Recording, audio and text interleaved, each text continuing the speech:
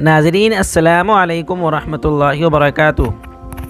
دنیا میں ایک ایسی چڑیا بھی موجود ہے جو چھوٹی سی ہونے کے باوجود مگرمچھ کے منہ میں گھس کر اپنی خوراک حاصل کرتی ہے۔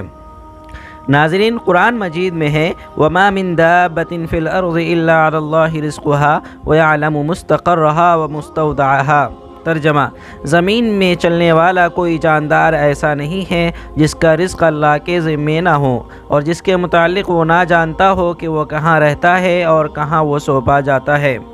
ناظرین، اس آیت میں ہمیں یہ پتہ چلتا ہے کہ اللہ کے ذمے سبھی جاندار کا رزق ہے، چاہے وہ کیڑا مکوڑا ہی کیوں نہ ہو۔ ایک اور آیت ہے واللہ خیر الرازقین، کہ اللہ تعالیٰ بہترین رزق دینے والا ہے۔ اللہ اپنی مخلوق کو کس کس طریقے سے اور کیسے حالات میں رزق دیتا ہے، اس کا اندازہ کرنا ہم انسانوں کے بس کی بات نہیں۔ اللہ تعالیٰ باریک سے باریک کیڑے مکوڑوں سے لے کر دنیا کے بڑے سے بڑے جانور کو اس کا رزق عطا فرماتا ہے، بے شک وہ تمام جہان کا پالنے والا ہے۔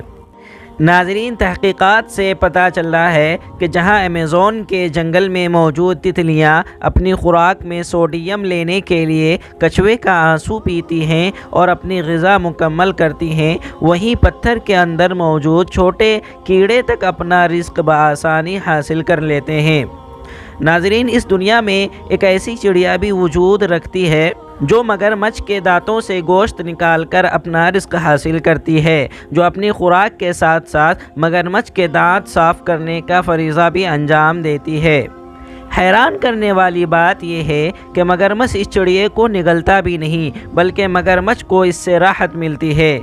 امام عبداللہ القزوینی نے اپنی کتاب عجائب المخلوقات میں 800 سال پہلے ہی بتا دیا تھا کہ اس کائنات میں ایک ایسا پرندہ بھی موجود ہے جو مگرمچھ کے دانتوں سے اپنا رزق نکال کر کھاتا ہے، اور مگرمچھ کو بھی اس سے سکون ملتا ہے، اور یہ اس بات کا ثبوت ہے کہ اسلام اپنے ماننے والوں کو مذہب اور سائنس دونوں کا نور عطا فرماتا ہے۔ یہی وجہ ہے کہ اسلام سائنسی تحقیق میں رہنمائی بھی کرتا ہے۔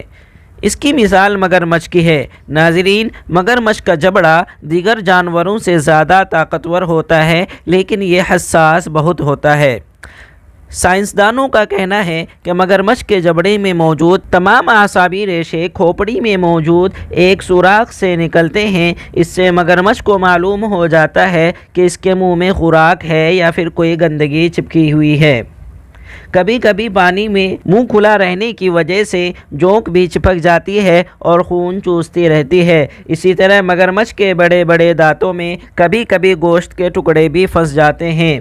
ناظرین، اب مگرمچھ کو زبان نہ ہونے کی وجہ سے اپنے دانتوں میں پھنسے گوشت کے ٹکڑے نکالنے میں کافی دشواری ہوتی ہے، بلکہ نکال ہی نہیں پاتا ہے۔ تب وہ خشکی میں آ کر اپنا منہ کھولتا ہے تو ایک چھوٹا سا پرندہ آ کر اس کے جبڑوں کے بیچ بیٹھتا ہے اور ایک ایک کر کے گوشت کے ٹکڑے اور جونک چن چن کر کھا جاتا ہے، اور مگرمچھ بھی آرام سے منہ کھولے لیٹا رہتا ہے۔ ناظرین، نظام قدرت تو دیکھیے کہ طاقتور ہونے کے باوجود مگرمچھ اس پرندے کو نہیں نگلتا، بلکہ صفائی کرنے کے بعد بغیر کسی مزاحمت کے اس کو واپس جانے کا موقع بھی فراہم کرتا ہے۔ بے شک اللہ بہترین رزق دینے والا ہے۔ اگر یہ ویڈیو پسند آئی ہو تو آپ سے گزارش ہے کہ ہمارے چینل کو سبسکرائب ضرور کر لیں۔